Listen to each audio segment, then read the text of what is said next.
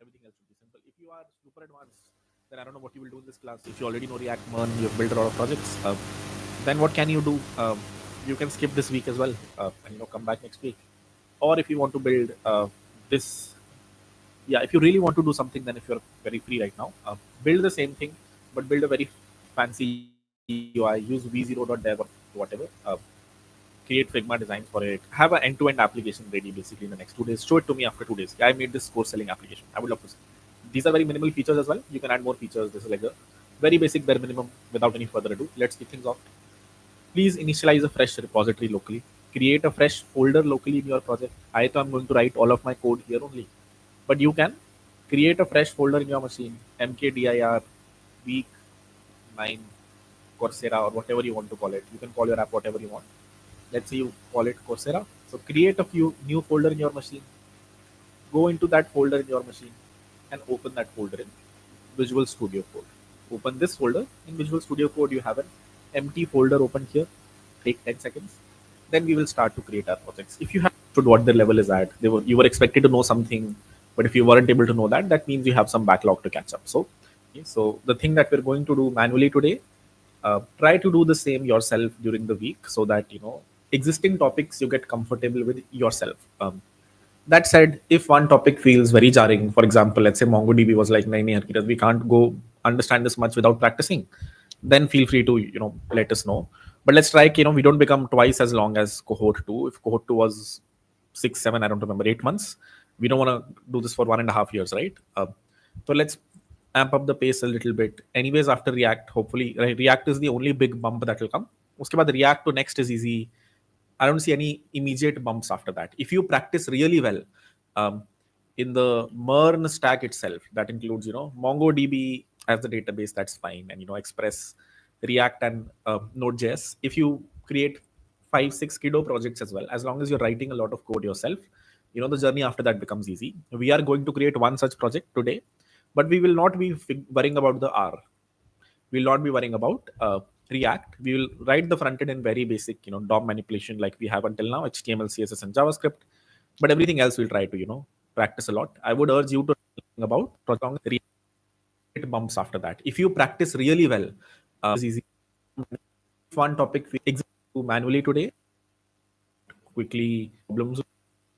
5 we had started just to give and let me give a cool. I'm going to start recording. Let me give a quick 5 minute mini TED talk, call it, and understand what you guys are thinking, where you guys are at.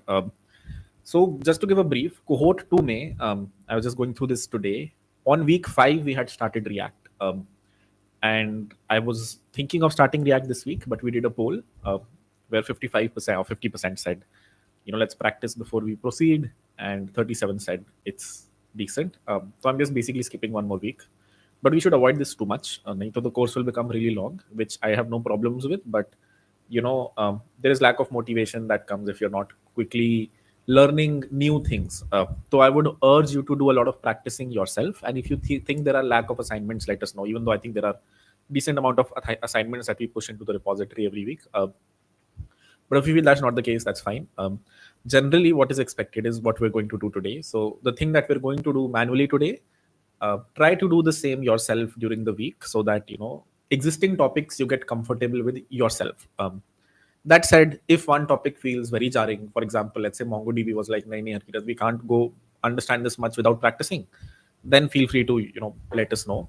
But let's try, we don't become twice as long as cohort two. If cohort two was 6, 7, I don't remember, 8 months, we don't want to do this for 1.5 years, right? So let's amp up the pace a little bit. Anyways, after React, hopefully, React is the only big bump that will come. Uske baad React to Next is easy. I don't see any immediate bumps after that. If you practice really well, um, in the MERN stack itself, that includes MongoDB as the database, that's fine, and Express, React, and Node.js. If you create 5, 6 kiddo projects as well, as long as you're writing a lot of code yourself, The journey after that becomes easy. We are going to create one such project today, but we will not be worrying about the R. We'll not be worrying about React. We will write the front end in very basic, DOM manipulation like we have until now, HTML, CSS, and JavaScript. But everything else we'll try to, practice a lot. I would urge you to write the code. It'll basically be like a very, these are the steps we have to follow. Try to follow the steps on your side. We did this in cohort 2 in the Paytm class. It was good feedback. हाँ, ठीक है. Everyone understood what their level is at. You were expected to know something, but if you weren't able to know that, that means you have some backlog to catch up. So that is going to be the goal for today's class specifically. This is what we're building. We're building a course selling website. You can make this very complex. For example, if you have ever looked at harkira.classics.co.in, there is actually an admin dashboard of it. If you ever go here, there's actually a admin dashboard where teachers go and upload content, add courses, remove courses, change the price of courses, things like these. So there are two parts to building a course selling application. You can make it fairly complex. For example, our CMS is fairly complex. If I show you the app admin dashboard of this, it lets you do thousands of things because this CMS works with a lot of educators. Every educator has its own set of use case. So even a course selling application might feel very simple. What we're building also is not simple. I have, you know, added a few features that we don't need, we didn't have in cohort 1, but I've added here to make it a little more complex. But let me know if it gets too complex as well. These are the steps to follow. I would hope you guys code.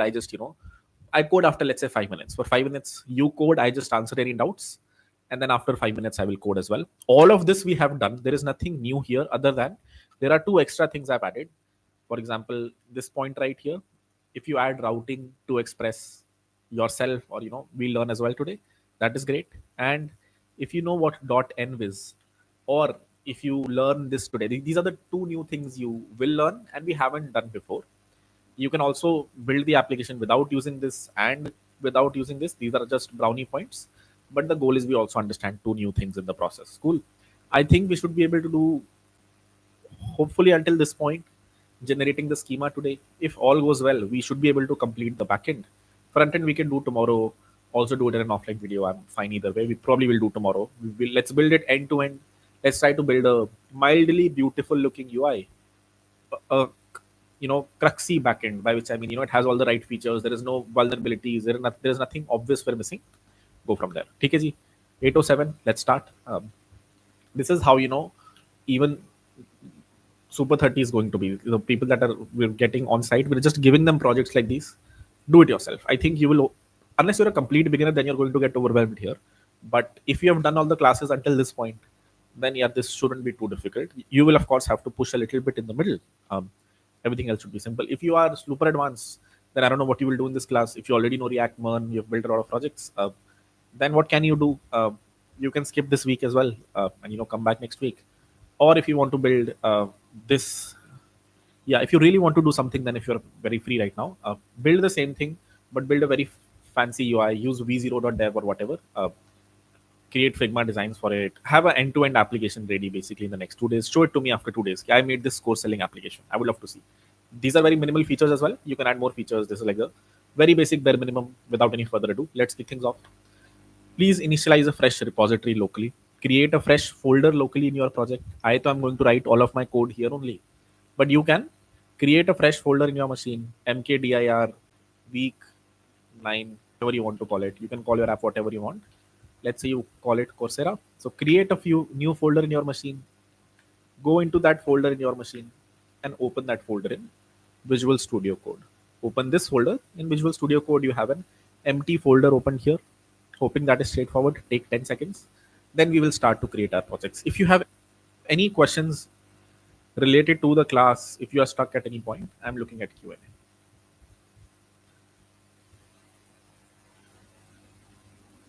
How to store images in Mongo, like course images? That is a great question. And the answer is you don't store images in Mongo. You never store images in a database.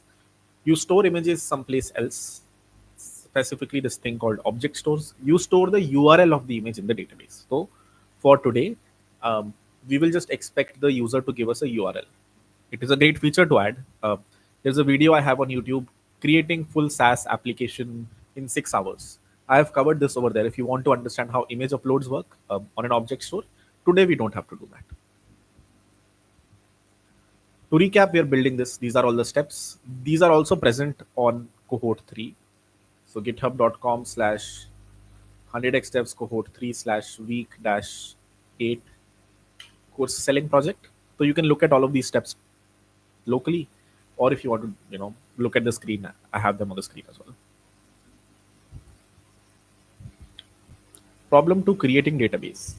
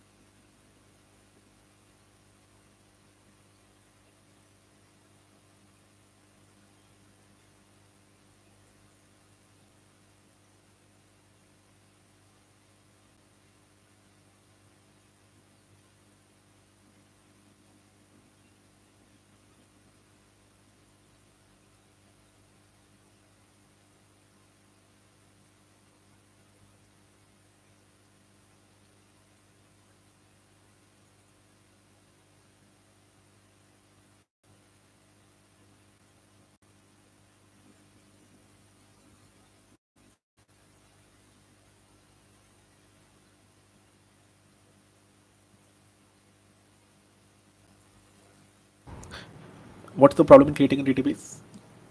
We discussed this last week, right? MongoDB, you can easily create one, get one for free. Should I follow along if beginner? You should.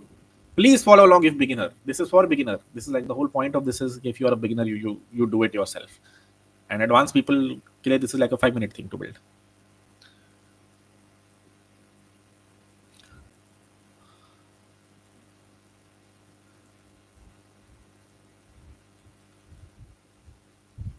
Cool. I don't see any specific questions.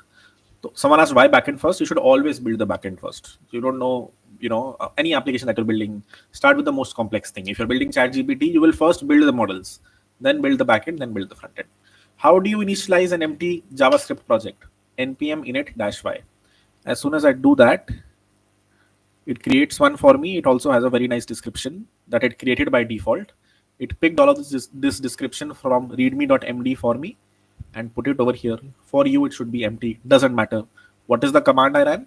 npm init dash y to initialize a package.json, this thing right here. After this is done, what is the next step? You initialize a index.js file. This will be our entry point file. Whenever you start your application, the first goal today is to create a very basic structure. We will create it in index.js, Mongo, more file, JSON web token as dependency.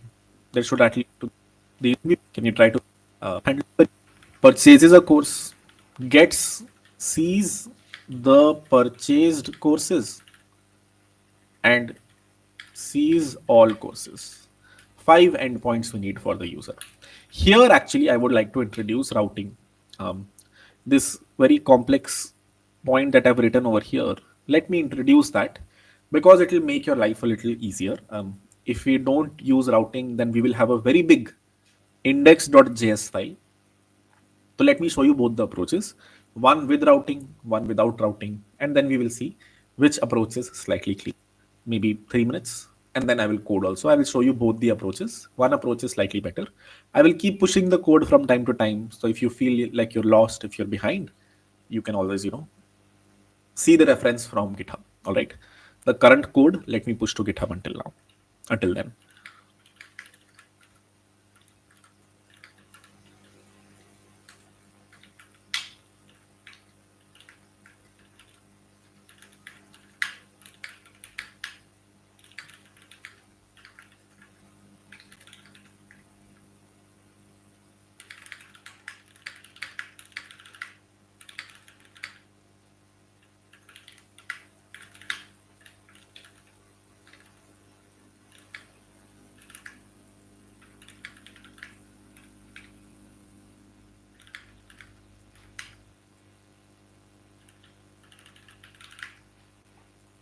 So for those of you who weren't able to code step 1 and step 2, you can always go to GitHub, pull the changes. I've pushed my current repository over here.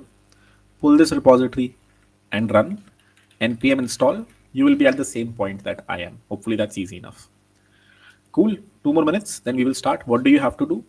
In index.js, try to write a lot of code. Please disable AI. Try to write a lot of code yourself. Akirat, I cannot. I have not learned it enough. What are we supposed to do? Express npm.js. We know Express is an npm module. I can always go here and see na, ki, acha, after you have installed Express, how do you create routes in Express? Keep going, keep going. Nothing I can find over here, Harkirat. So where can I find it? Expressjs.com most probably. I can go to the official docs, click on getting started, hello world. Something is hopefully over here. It gives me the basic code to introduce one route, this route right here. We have to, of course, write 5 routes today. So can you just copy the whole code and then add the 5 routes, or even better, code it yourself? That's the easiest part to create a simple Express application locally. Every Express application starts the same, looks the same, and entry point where you will always find in Express at the top. Cool. Let me paste this in chat if you want to follow along from here.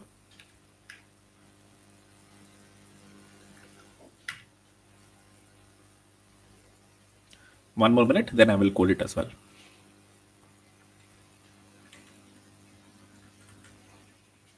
This is the step that we're on.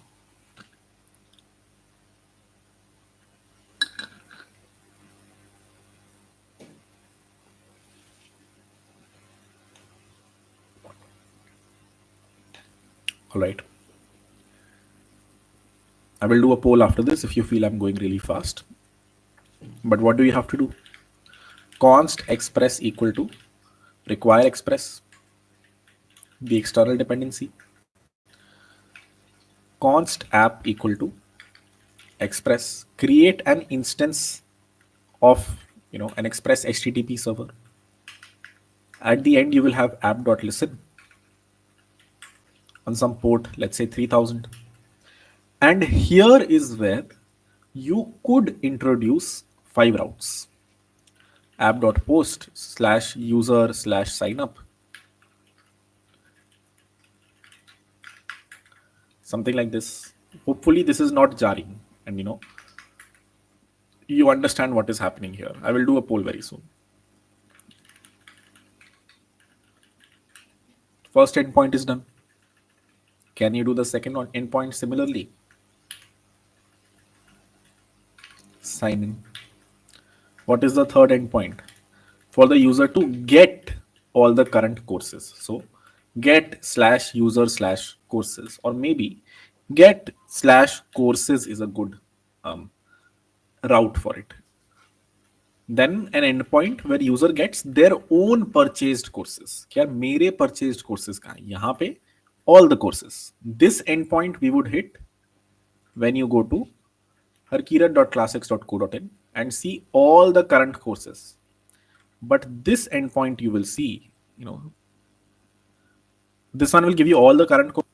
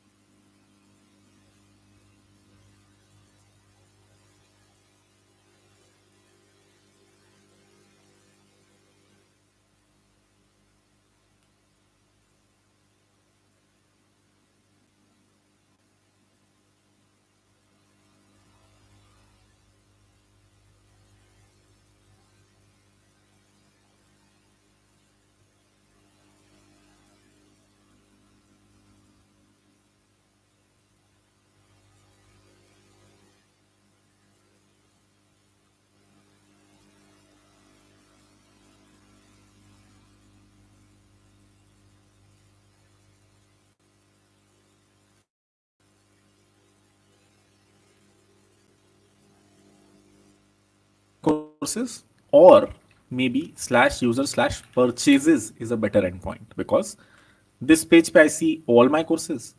This page pe I see all my purchases. Okay, what all courses have I purchased? This one, this one, this one, and this one. These are the four courses that I have purchased. So I need two different endpoints. One that gives me all the current courses, unka price kya tha, everything, their title, their image. This gives me all my purchases, what all courses I have purchased. And lastly, sorry, this should also be a get. And the fifth endpoint was login is done, sign up is done, purchase a course. हाँ. An endpoint that the user will hit when they want to purchase a course. App.post slash user slash purchase, let's say. When a user wants to purchase a course, then this is the endpoint that they will hit. A better endpoint probably here is slash course slash purchase. So either is fine. You can either have this as slash user slash purchase. Here, user wants to purchase a course, or slash course slash purchase. The user is willing to. Depends on you, right? Depends on the application developer. ये तुम पे है कि how you want your routes to look like. As long as the front end is calling the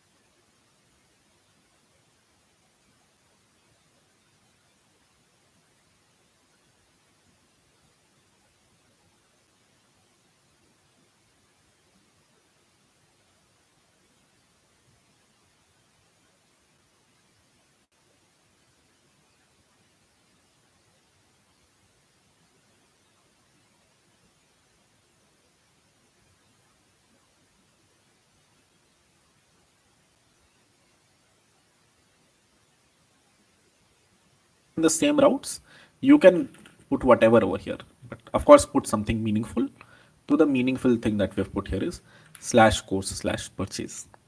Now, in the real world, you would expect the user to pay you money. Is that true? When you go over here and go to any course, do you have to buy it? Yes. After you buy it, does the purchase happen? But today, are we doing that? No. No payment acceptance today, because that is a whole different challenge that involves something like Razor Pay to do a bunch of things. So today, we will just expose an endpoint. User can hit that endpoint, and we will say your course has been purchased.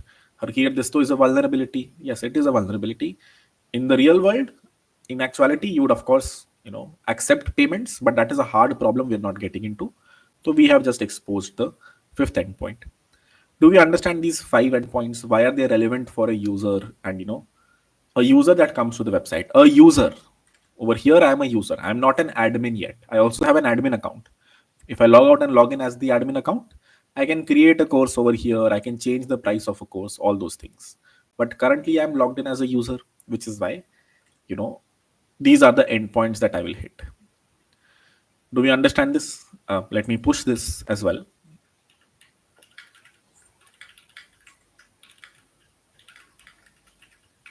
Step 2, add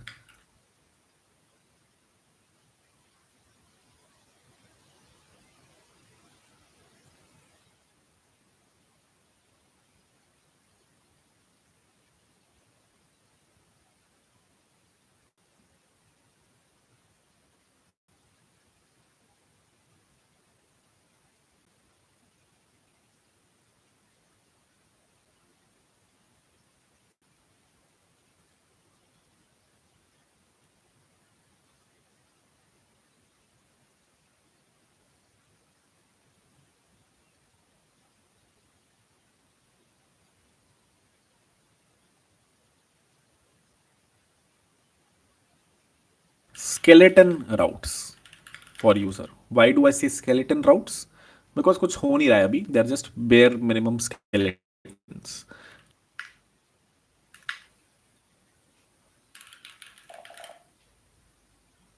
Meanwhile, the poll is happening. All right. 90% to learn it yourself. So, can you guys figure out what is routing in Express?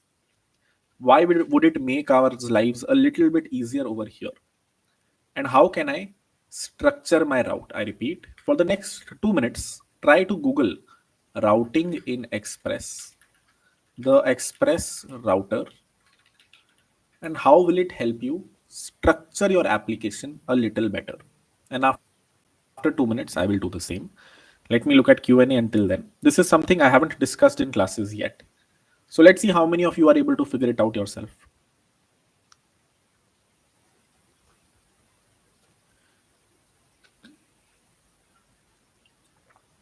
There are two ways to build a full stack application, where we serve the backend with the front end on the same Express server, where we host the front end somewhere else and backend somewhere else. That is true. What are the advantages and disadvantages of doing these? I mean, Next.js. अब ये कौन सा framework आ गया भाई? I'm assuming you mean Next.js allows you to build both front end and backend in one. Why don't we use Express to serve the static React build? Great question. That is an amazing question. The answer is okay, you can do that. There is no downside of doing that. But since you know what you're serving in React is static, it doesn't change. Then it is cheaper to host all of that on a CDN, a content delivery network, compared to a VM, a virtual machine. Your backend will be hosted on a virtual machine.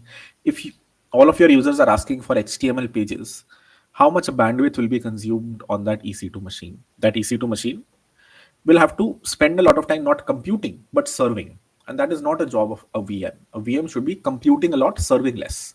If you in the future buy a AWS machine, this AWS machine should simply be returning you JSON data. Kya ye lo, this is the user information. But if you start returning HTML, CSS, JS files from here, then it can begin to get choked. And if front end is down, back end will go down. If back end is down, front end will go down. Which is why it is a good idea If you have something like React as your stack, host it separately on a CDN and the backend on a VM.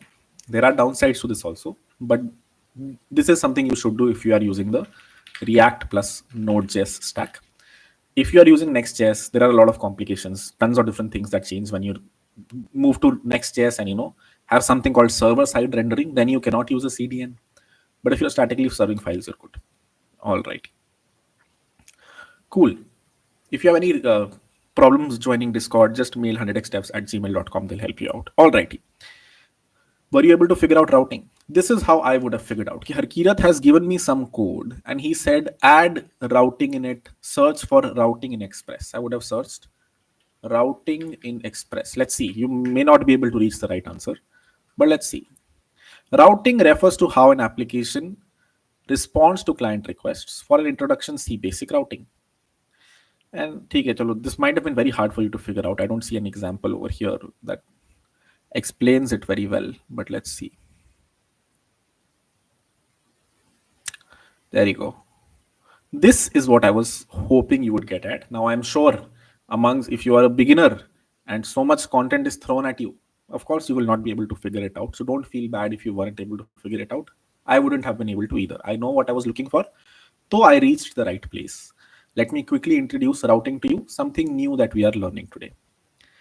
What is the ugly thing of this specific code that we've written? Okay, everything is in a single file. You have so many things in a single file, which will wouldn't it be nice if all of these three endpoints that start with /user can go to a separate file called user.js, and all of these three endpoints that start with let's say I'll change this endpoint to be /course/bulk or /course/preview. Okay, show me all the courses, preview them to me. I haven't bought them yet. I just want to see them on the landing page. So both of these endpoints that start with /course, all of their logic I put in course.js. And in the future, we will have a third file called admin.js where we will have all the admin routes. Who is an admin? Someone who can create a course on the website.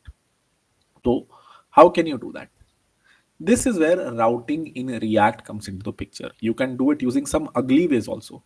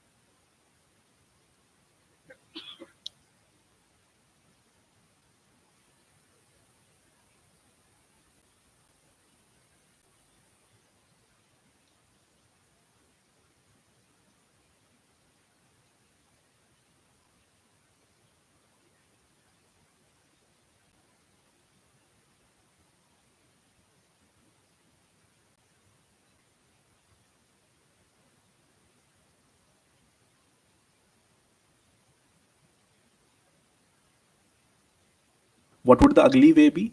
कि यार यहाँ पे ना in Harkirat told कि all these three endpoints need to go to user.js. So ugly ways you do something like this. You put all three here. You export a function from here. User routes create, which takes app as an input.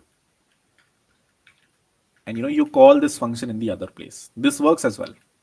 You define a function over here called create user routes. You export this function from here, module.exports equal to create user routes, create user routes. And then you import this function in the main file.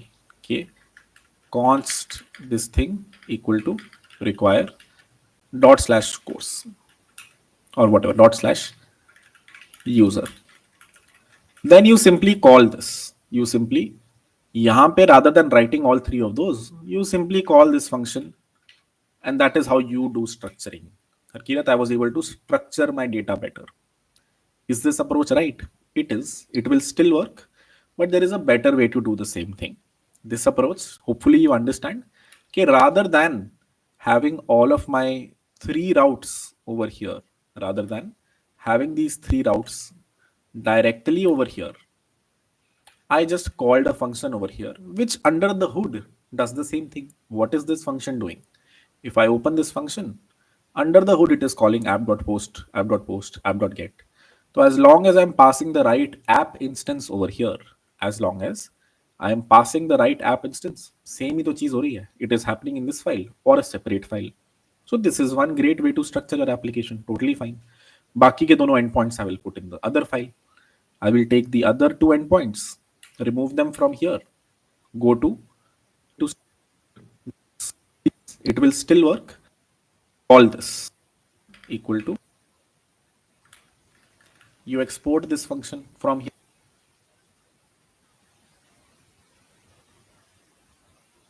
module dot exports equal to create user routes, and then you import this function in the main file.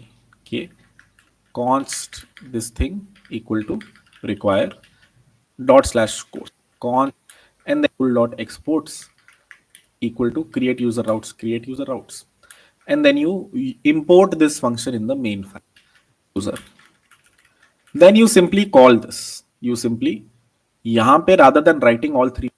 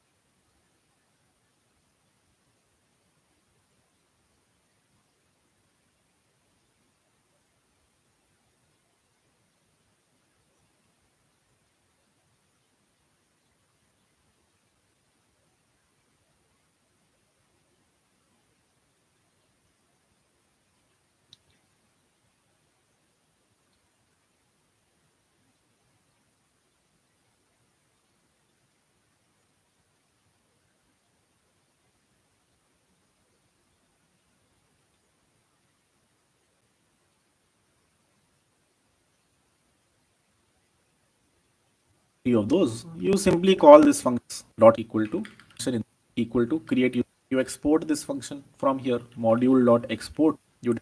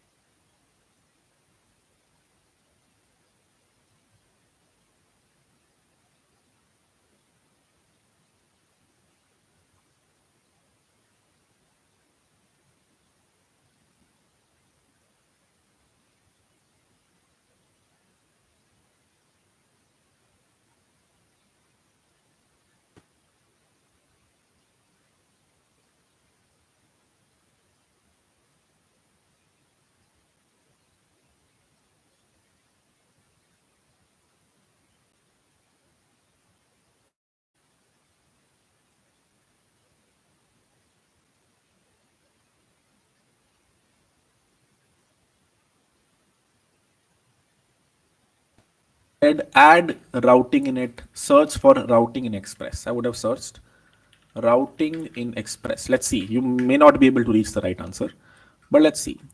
Routing refers to how an application responds to client requests. For an introduction, see basic routing. Explains it very well, but let's, there you go.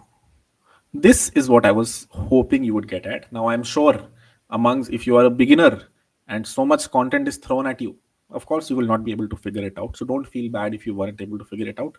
I wouldn't have been able to either. I know what I was looking for, the right place. Let me quickly introduce routing to you, something new that we are learning today. What is the ugly thing of this specific, you know, okay, everything is in a single file. You have so many things in a single file, which will, wouldn't it be nice if all of these three endpoints that start with slash user can go to a separate file called user.js? Change this endpoint to be slash course slash bulk. To me, I haven't bought them yet. I just want to see them on the landing page. So both of these endpoints that start with slash course, all of their logic I put in course.js. And in the future, we will have a third file called admin.js, where we will have all the admin, someone who can create a course on the website. So how can you do that? This is where routing in React comes in picture. You can do it using some ugly ways also. What would the ugly way be? कि यार यहाँ पे ना, in Harkira told कि all these three endpoints need to go to user.js. So ugly ways you do user routes create, which takes app as an input, and you call this function in the other place. This works as well. You define a function over here called create user routes. You export this function from here, module.exports equal to create user routes, and then you import this function in the main file. Const this thing equal to require dot slash course or whatever dot slash user. Then you simply call this. You simply, यहाँ पे rather than writing all three of those, you simply call this function, and that is how you do structuring. Harkirat, I was able to structure my data better. Is this approach right? It is. It will still work, but there is a better way to do the same thing. This approach, hopefully, you understand. Okay, rather than having all of my three routes over here, rather than having these three routes, which file to ugly way to do routing, where the other you should have a routes folder, a folder file, thanks to move, change the imports changed over here. This is the ideal way. How well is your application structured? If a new developer comes, they don't get overwhelmed with 20 routes over here. They see that user routes are defined here, course routes are defined here. Do we understand an ugly way to do routing? If we do, then I'll take you to through a slightly better, down to 89% now, decentish. I will proceed. A better way to do routing is कि express ना gives you some very nice constructs. देखो ये ठीक है, there is nothing wrong in this, but what if I could do something like this? कि यार app dot use ही होता है ना,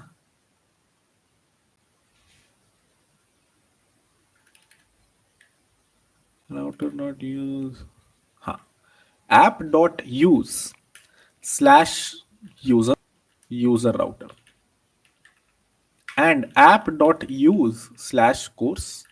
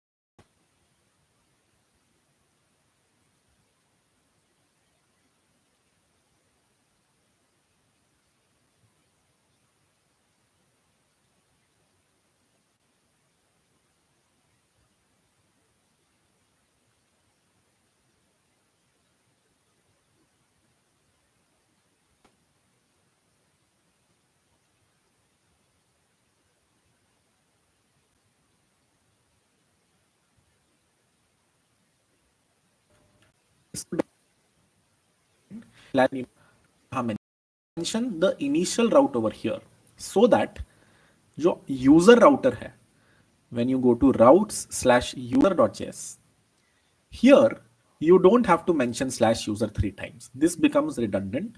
You can remove slash user from here and from here. पहले ही लग गया.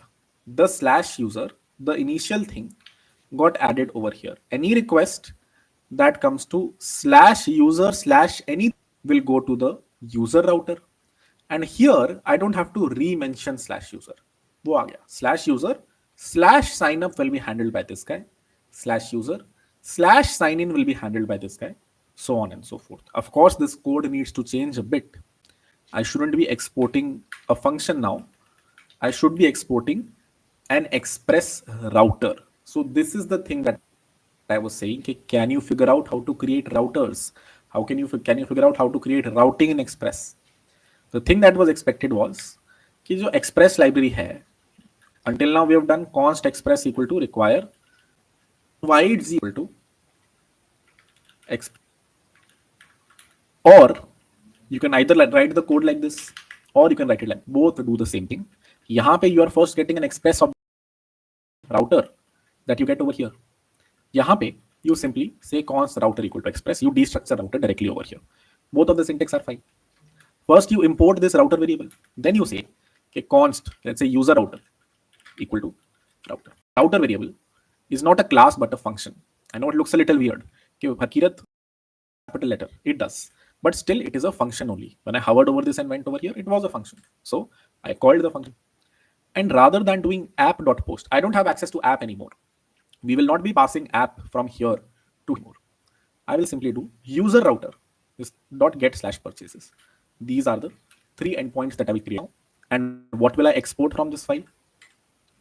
The thing that I will export from this file would be this user router. So I've changed a lot of things here. We are not exporting a function anymore. What are we exporting? We are forming an instance of this router. It isn't a class. So this isn't an instance of a router class. This is just a function. I call this function, it returns a router too. What is a router? As the name suggests, जो request आ रही है, it will route it to the right place. If a request comes in index.js on slash user slash anything, it gets routed to this user router. So what is this user router? It is a place that will handle incoming requests. And specifically the way we are writing it, any request that is coming to slash user slash anything will be handled by this router. This router I've defined over here. I'm exporting at the end of the file and I'm going to import over here. Const user router equal to require dot slash user. And then this is how I've used the user router. Let me push this code and can you try to do the other one? Can you try to? If you weren't able to follow along with me, which I'm sure you weren't because I went a little fast. Let me push this code. Step 3, added routers. I have pushed this code, so you can fresh clone the repository, or if you understand git pull by now, you can pull my changes on your side as well. Given this specific dot slash route slash user is not exporting this function anymore. No.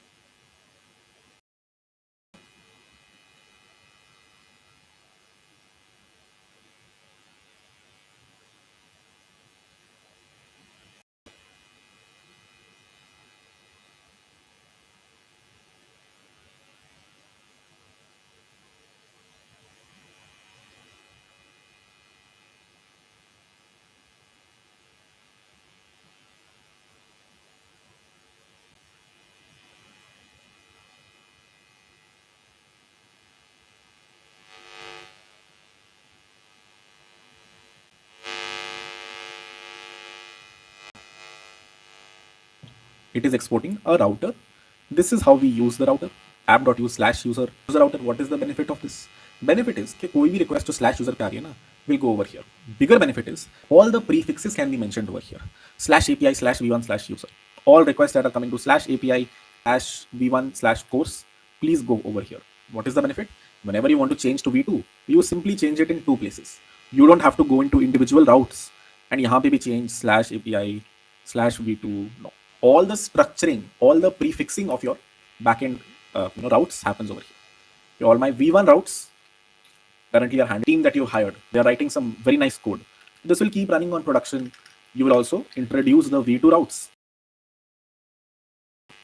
v2 router and course v2 router, and the new team that has joined, that is working on v2 of your application, they will keep writing the code over here. Until then, this will keep running in production. So this is the benefit of routing. Okay, all your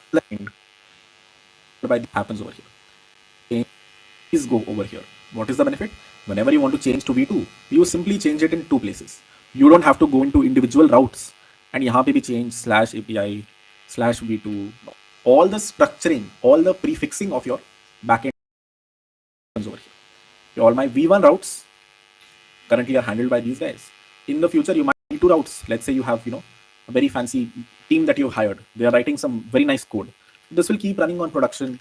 You will also introduce the v2 routes, which will be handled by, let's say, user v2 router and course v2 router, and the new team that has joined, that is working on v2 of your application, they will keep writing the code over here. Until then, this will keep running in production. So this is the benefit of routing. Okay, all your routes are very clearly mentioned at the top level file rather than going down with this other approach of creating functions. So can we build it for the other one? Can we build the course router as well? Let me comment the first one. Let me go to the, move this as well. Go to the course.js file. And what are we supposed to do over here? Okay, no longer the function is needed. I'm not going to export a function. I'm going to create a router. Const router equal to require router. Const course router equal to router. And what do I have to do? Course router dot post. Anytime a post request comes, rest.json abhi ke liye, basic skeleton code. And what am I exporting? The course router. What am I not exporting? The function that we had. This is how I would change the course.js file. What would I do next? I would import this course router in index.js. And I do, please press here API v1. Let me push all of my code so you can try it locally. Everything router. You might, okay, 91% is good. Great. Let's proceed a little bit more.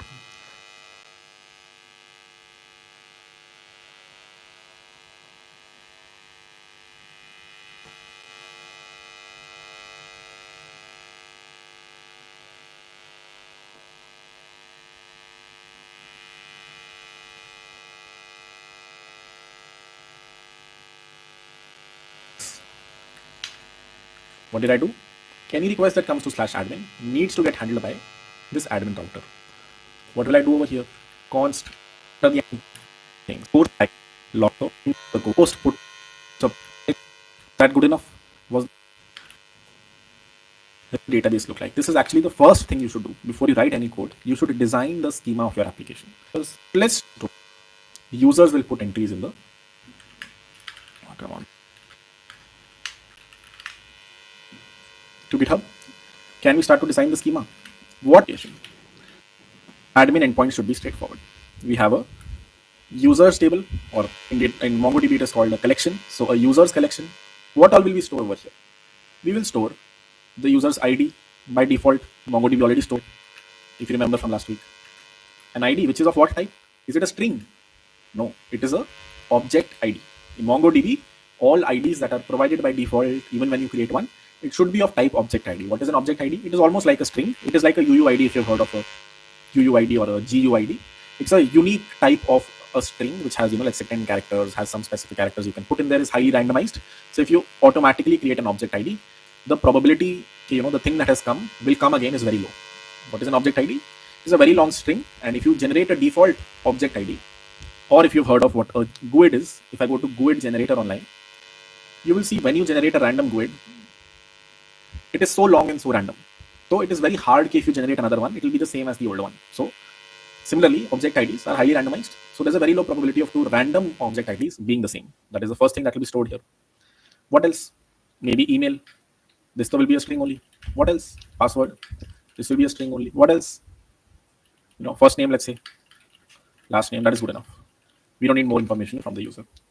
Ideally, you need the address because in a course selling website, when you're selling a course, you need to know which state the user is in. GST, which things depend on it. But let's say we ignore addresses for now. What would the admins table look like? Very similar, right? We can pretty much copy the schema over here. I'm calling it an admin. I should ideally be calling it, a course creator or something like that. Anyone who can come and create a course. We are going to call them admin for now, but they aren't really admins. They are people who can create a course on the website. What is the third database that we will have? What will the schema look like for the third collection? It will be the course collection. Can you guess what the schema would look like? As I said, I did not prepare for this, so I'm also thinking out loud.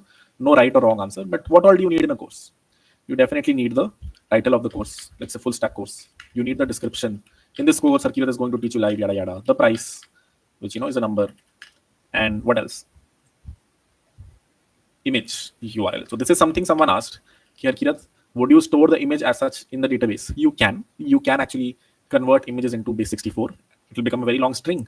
Shove it in the database. You shouldn't though. You should store the image URL. What is an image URL? For example, if this is an image for my course, let's say I want to teach cats something, then this is the bad example. Copy, convert it in base64. So if you want, if you look at the string, it is not a URL. It is base64 encoded image. So you can shove it like this in the database. You shouldn't though. You should find a publicly available URL. Hopefully this one is, yeah, something like this. images.pexels.com/photos/kittycat.jpg. Something like this you should store in the database. You should not store the raw image data in the database. Your database will just become overwhelmed, or just not bad idea to do that. All right, for like 100 reasons. Cool. Course is done. What is the last one? Purchases. Am I missing something in courses, by the way? One very important thing I'm missing. It is the creator ID. Who is the creator of this specific course? Which will be of type object ID. The creator of a course would be someone from this admins table. So that is why the creator ID over here points to this admin table, or is an object ID, which will represent a row in this admins table. And lastly, purchases should be straightforward. A default ID for this, and a course ID. What course was bought? Let's say this will also be an object ID. And what user bought it?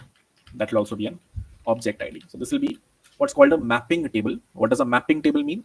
It means it doesn't store course ka full information here. It doesn't store user ka full information here. This points to the course table. And this points to user ID will point to what? The users table. Okay, this user bought this course. Is the schema enough? It sort of is. There are more things you should add. Specifically, one thing we have missed is the course content. Course के अंदर जो videos हैं. So ideally, there should be another table here called course content. I'm not going to add it to keep things simple, but there should be a table called course content. What would this course content table have? It will have this specific course has first video 1, then video 2, then PDF 3, then Notion Doc 4, all of these things. So we're not complicating the schema for now, keeping it simple. But ideally, there should be some course content, right? When you buy a course, you need to see some data in there. So that should be the next thing. Do we understand this one? Can we do a poll? Is the schema clear? Schema is clear. So can we write the schema? Can we use Mongoose to create the schema like we have until now? Do you want me to write it, or guys should write it yourself, right? That's how you learn, or whatever, you become more comfortable. Sounds so like a teacher. So create a db.js file, and here, can you describe the schemas? Already over here on the screen. These are the schemas that we have to create. I'm sure you guys can barely see them. Let me just try to structure this a little bit better.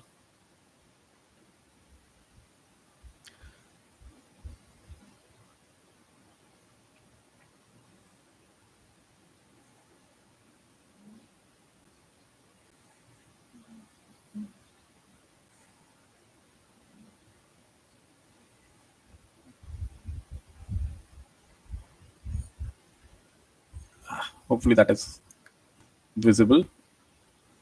This is the schema that we have to design. Can you write the Mongoose file for this? We did it last week. So remember, we created schemas, we created models. Can you create the schemas and models? Can you write that? Create this build script. If my Node.js server doesn't have a build script, you don't need a build script here. It is JavaScript code. You don't JavaScript doesn't have a build step. If you're writing React code, then you have to build it to HTML, CSS, and JavaScript. If you're writing TypeScript code, you have to build it to JavaScript. If you're writing C++ code, you build it to a binary. JavaScript runs like this, right? So there is usually no build step in a JavaScript file. But if you want, in package.json, you can introduce a build step in the script section. But what will this build step do? I mean, sometimes you take all the files and put all the JavaScript code in a single file. That is one thing you can do. There is this project called ES Build that will let you do it. There are like various things that you can do in the build step of a JavaScript project to put all of your file into all of your code into a single file, create a single, not binary but still a JavaScript file, but very long JavaScript file. But rarely have I seen it being done in JavaScript projects. Skeletons of the schema. Okay, that's actually a good point. Const schema equal to require mongoose and const user schema equal to schema, and figure out the rest yourself. So user schema and admin schema and core schema and purchase schema. So this is the skeleton, and then at the end we will create models from it. So const user model equal to mongoose.model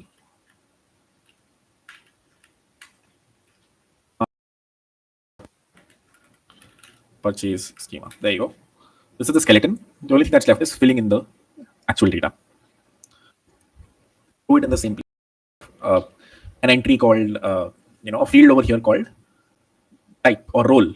A field over here called role or user or admin, something like this. This is also fairly common. This is just one route I choose always because I'm a little finicky. There are some downsides in this approach, which is, okay, what if there is a user that wants to be a user also, admin also? I guess that problem is in the other case as well. Yeah, there is no downside in this approach. Your approach is also, I think the challenges that are in this approach will come in the other approach as well, which is you have separate tables. It's just, there will, so one thing that bothers me a lot is in a users table, there are two entries with the same email, which will happen if you have a user who's a user also and an admin also, same email, which will happen if you have in a users table. There are two entries with the same email, which will happen if you have a user who's a user also and an admin also. So just to avoid that, I always try to keep them separate. There are 10 different reasons I can give you to do that as well, but I'm sure there are downsides in this approach as well. You don't have two emails in the same database, you have them in two different collections. So yeah, both approaches are fine. In fact, this approach gives you more flexibility. There could be a user role, admin role, super admin role, things like these. What if there's a super admin who can edit all courses? So we'll have to create a third table. So I get it. You're not wrong, and this approach is also pretty good. Please can include and select in mongoose. We might reach them today when we reach references. If not today, tomorrow, we'll understand what include and select let you do. Very similar to selects in SQLs. What is the fourth schema you wrote? Purchase schema. This is a user that will purchase some courses. When I purchase course number 1, that entry will be made over here. Okay, Harkirat has purchased a specific course. So this is the purchase schema. You need to know about API. What, how, why? Oh, you have to go back to Expressa video. Why are we not using Node 1? No reason. We can use Node 1. Node 1 is a separate collection of answers that long to know for the user. Great question. Someone asked, okay, the object IDs are so big. How will the user delete a to-do? The thing is, when the user will be on a to-do, when the user will be on your website, todoapp.com /to-dos/ that very long string, the user is already on this page. This ID will somewhere be on the front end. So user will just click on the delete button, but you have access to that ID. User, when you click on it, when I go to linkedin.com and let's say I've done a post in the past. Let's say this is a post right here, and I want to delete it. Let's say this was my post. So I clicked on these 3 icons, then I clicked on delete. So ID of this could be very random, very long, whatever. But it is somewhere in this JavaScript. That ID, just like Anmol Agarwal name is here, sub name is here, 5 hours ago is here. Somewhere ID is also there. It is not visible on the screen, but it's somewhere in the JavaScript. So when I click on delete, when I click on delete, that ID sort of goes to the backend. Cool. Okay, what is API v1 in this thing? Thanks, Someshwar. And if you're free, Someshwar, do you want to do this full time? Answer questions, you're doing pretty well. I'm looking for someone who can handle these questions. So yes, as /API/v1, if he has a message on 100x Twitter, /API/v1 is just a convention. if there's an application as big as LinkedIn, तो पहले they will create a version 1 of their application. क्या version 1 में these are our routes. And they would want कि version 1 वही रहे, version 1 still stays, वो भी चल रहा है.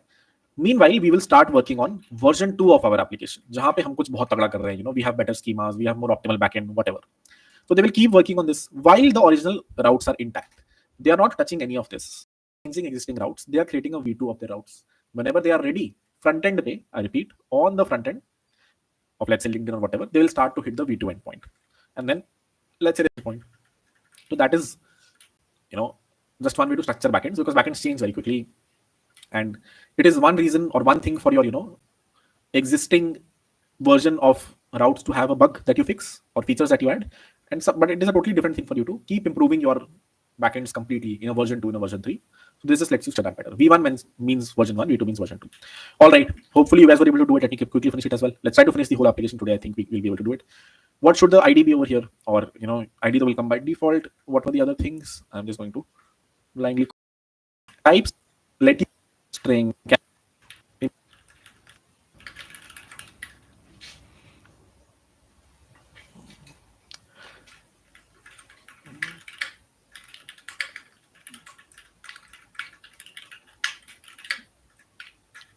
mongoose dot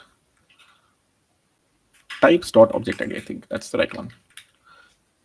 Yeah, I could be wrong, but I think this is right. Types dot object ID. Schema comes from mongoose dot schema. I could be wrong. We will see if there is a bug. We'll fix.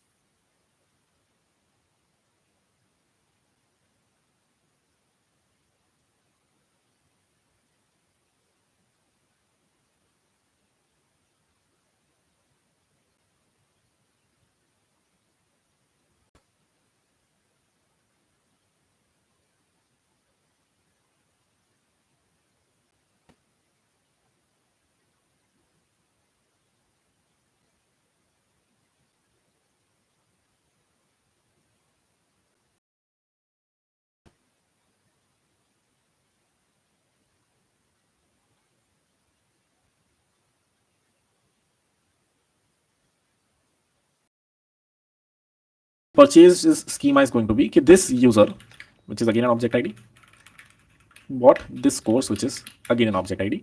This course ID, this user ID refers to this user schema. Now, one feature of Mongo we are not using right now is references. If you remember, last week that was the last slide. We still haven't covered that, so I'm not introducing that here. If you already know it, if you want to Google a bit, you can also add references over here. That will, you know, help you a little bit down the line when we come to it. When we come to it, we can also, you know, understand references. Then either way is fine. But this is not the best schema. It is very close. But you know, this user ID and this course ID, you can add something called references. This user ID refers to the user schema. This course ID refers to the course schema. That will make your life a little bit easier. But okay, let's not go there. Hopefully the schema is right. And admin schema is what needs to come here. Course schema is what needs to come here. Purchase schema is what needs to come here. Decent. Last thing is export the user model and admin model and course model and purchases model. Export the 4 models from here. And that's how you design your schema. This is a very basic schema, as I said. A users table, admins table, courses table, and purchases table. Creating the corresponding models for it, exporting it from here. This is a very basic schema. As your application gets more complex, you know, this will change as time goes by. Cool. Is this right though? I don't know.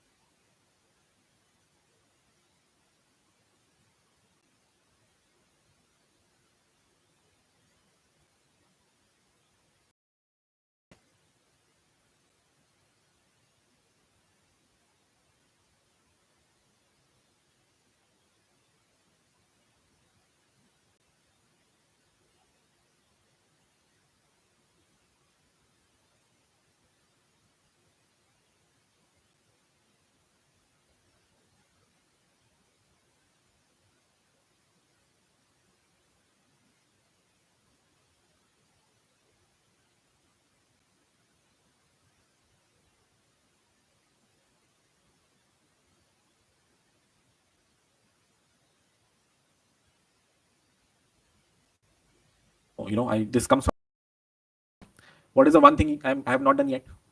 Mongoose.connect. Whenever you date tomorrow and pasting my, you can start it. So early, this is my cluster.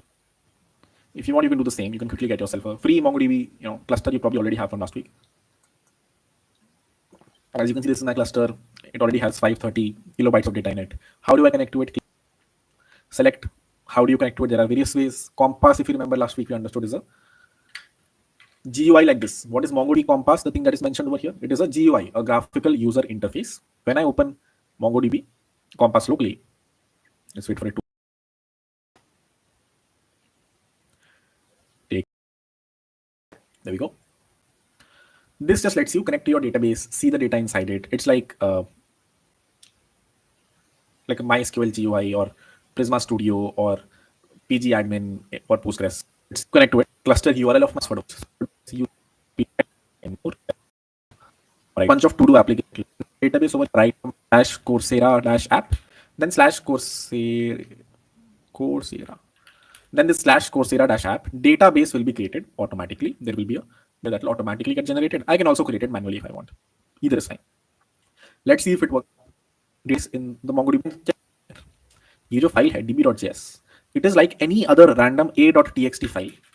This file, but I never imported this file in index.js. I never imported this file in route/admin.js. So this file will never run. This line of code will never run, which is why even if I run the application right now, mongoose.connect will never get called. The db is not yet imported anywhere. So let me quickly import it in a few places. Otherwise, this will not work. The db.js file will never get, this line of code will never run. So whatever schemas I'm exporting from here, user model, admin model, let me import them. In admin.js, what would I need? I would at least need this admin model where I will store all the user information or admin information. So can I write const admin model equal to require dot slash one file imported, and this file is imported in index.js. So eventually, at least when I run this file gets imported, and this file imports the admin model. So this file gets imported. This mongoose.connect line runs. I can also put a log over here, console.log to Mongo. This is slightly incorrect. This is an asynchronous call mongoose.connect. I should actually be awaiting it. I am assuming that the connection to the database happened. We should fix this. This is exactly correct, the thing that I've done right now. All right, let's run node index.js. And already we have a bunch of bugs. What does it say? Second argument to model should be a pojo or a string. A pojo takes me back to Java days. What should be the second argument be? Of course, they use an any. I think it's an object or something like this. Schema. Let's see.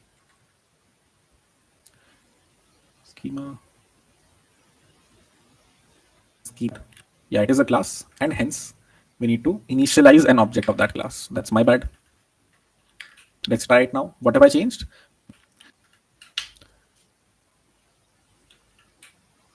Still we see an error. Let's see answer already in Q&A. I'm sure some of you do, and I'm sure it's super frustrating if you know the answer and I don't, and you paste it. I don't know. Schema dot what?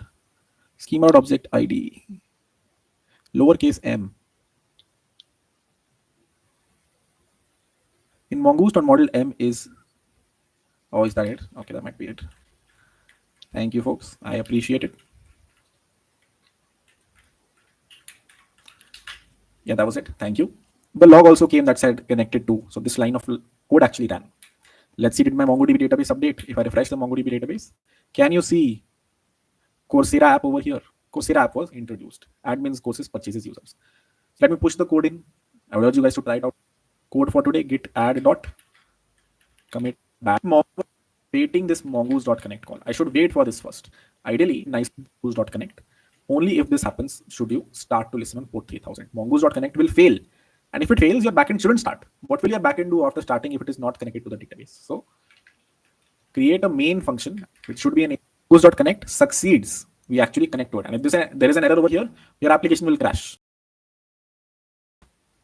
Let me put a log here, console.log, listening on port 3000. And this, wait for it. Took some time to connect to the MongoDB database. And then finally, listening on port 3000. But If I connect to another URL, a random password which should fail, it fails. Your developer should come fix it and over here put. Hopefully that is also simple to understand. This is done. The next step is creating the middlewares. Is that easy enough, guys? Have we done this many times now? Okay, we will have a users middleware and admin middleware, and their goal is to extract the token from the cookie or a header and then forward the request or stop the request. We've done this 2-3 times. So can you quickly create 2 middleware files? Should take less than 2 minutes. After this is done, then so it's just writing the actual logic for the website. So 2 more minutes. Can you try to write the middlewares? Let's also do a poll. Does everyone understand everything until this point? And let me also look at Q&A. 85 for the 16%. Push the code fast to keep up. Oh, sorry about that.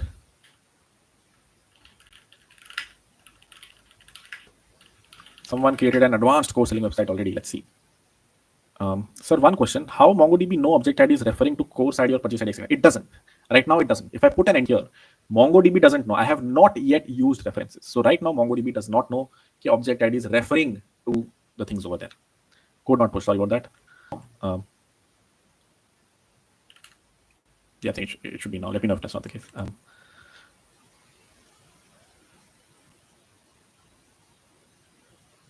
So for you, whoever is hosting on Render, why do you have a backend in your application if you're just hosting a resume for recruiters? Just have a pure front-end application, right? And host it on Vercel.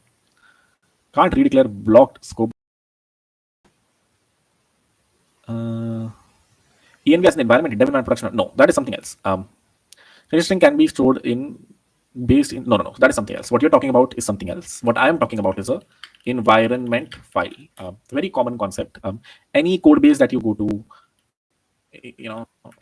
will always have a top level .env .example file. If you go to this code base, you will find a .env .example .env .test file. So this file is usually where you store all of your database URL. Over here is stored like this. So similarly, this database URL should not be stored over here. It should be stored in a .env file. That is what I was talking about. Recap. All right, time to recap everything. I'm sure some people are confused by this as well. Why did I add a main function? I'll explain. Let's look at the steps for today. Initialize a new Node.js project. Hopefully that was simple. npm init. Add a few dependencies. Hopefully that was simple. Create index.js. Creating an empty file is always simple. When we were creating the routes for admins, for users, and for courses, what did we do? We did some very basic routing. We changed index.js. Yeah, I am not going to put all of my routes over here. If I have 10 routes, I am not putting them all over here.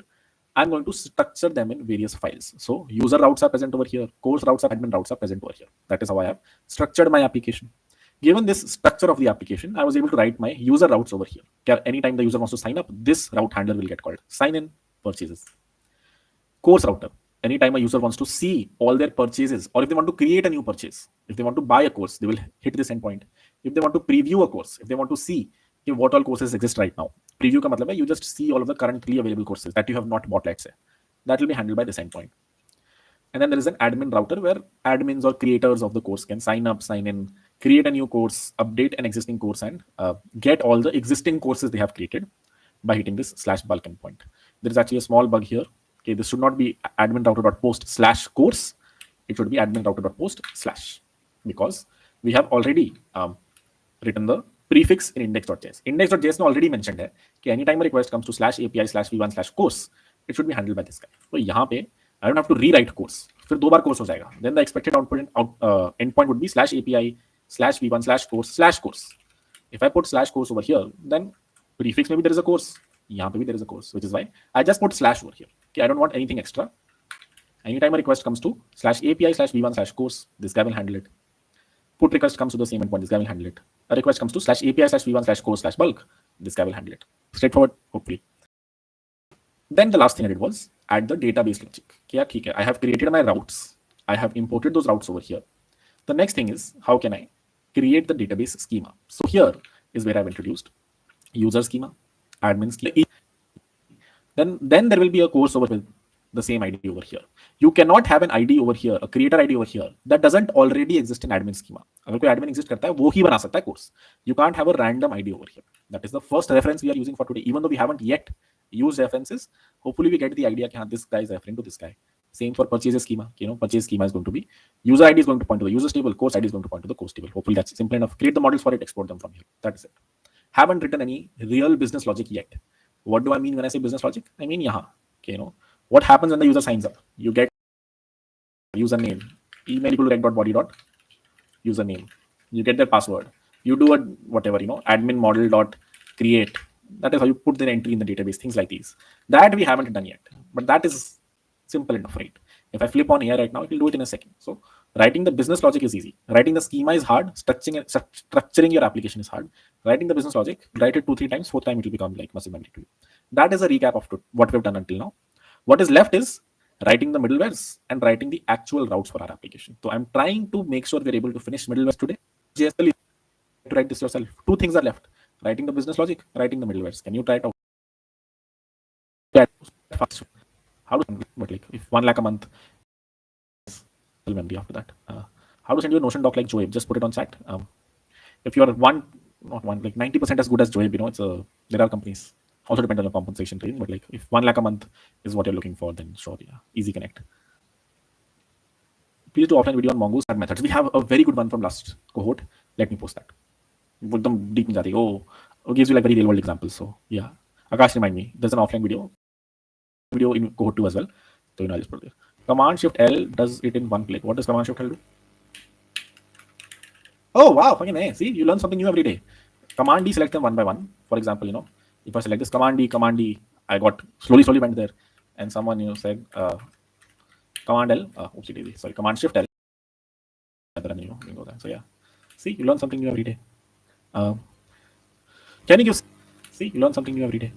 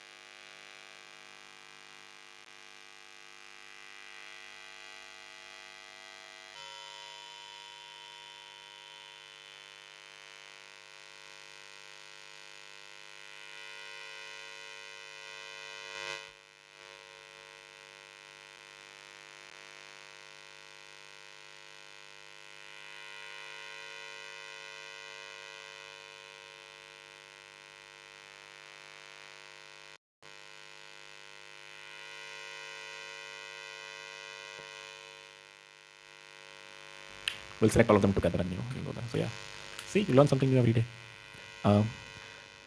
Can you give? Sorry, Command Shift L.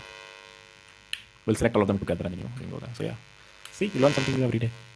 Can you give some open source repo that we can understand by all the knowledge until now? Yes. So thankfully, I don't know if that is still the case, but T5JS web editor ka backend is the same stack that we are talking about, which is if you open their repository are overwhelming, sir. But you don't have to worry about everything. You don't have to worry about infrastructure, how are they deploying their code.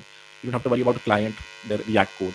You don't have to worry about translations, how are they translating to various languages. Server is what you have to worry about. Open their server, folder. This is where their backend code is. Can you see a server.js file? Is this looking thoda chalo recognizable? They have imported Express at the top. They imported with it with a capital E. I can import it like this. I can import it like, if I write, or I can write just is some authentication related logic, probably it does. Course we have understood. Express session again is used for cookie based authentication. The thing that we have learned is token based authentication. What these guys use is cookie based authentication. If I teach cookie based authentication, then you should be all imports would also make sense to you. Passport, which is an authentication library, and this lets you do very basic authentication. What I mean by basic authentication, I mean username and password, and not login with Google, login with Facebook. Passport lets you do login with Facebook also. But this basic auth, express basic auth, lets you do basic auth that includes simple username, password, cookie based auth. All right, wow, they have a lot of things. They have imported a bunch of webpack config over here. I don't know why. Probably for dev and prod mode. And later, let's see what this is used. You have no idea why they introduced this. You can dive deeper into it if needed. Then, can you see they are importing some routes from here, some routes from here, some routes from here, some routes from here. Their application does something else. It's like Replit, so it lets you create projects. All the project routes are over here.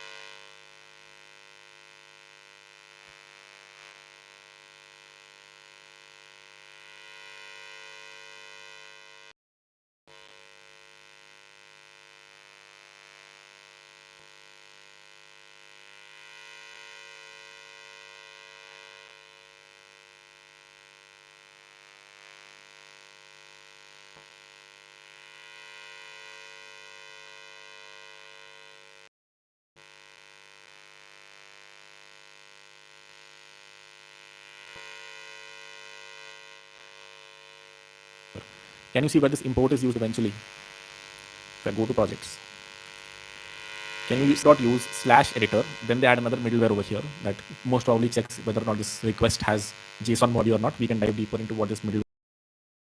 Did we write similar logic today? What did we write? In index.js, what did we write? App.use any go to this specific route. In index.js and then projects. Did we write similar logic today? What did we write? In index.js, what did we write? So what this does is, if none of the handlers over here handle the request, it will go to the next one. I repeat, app.use slash editor users means that पहली जो request आएगी slash. But if this guy is not able to handle it, then go to the sessions handler, so on and so forth.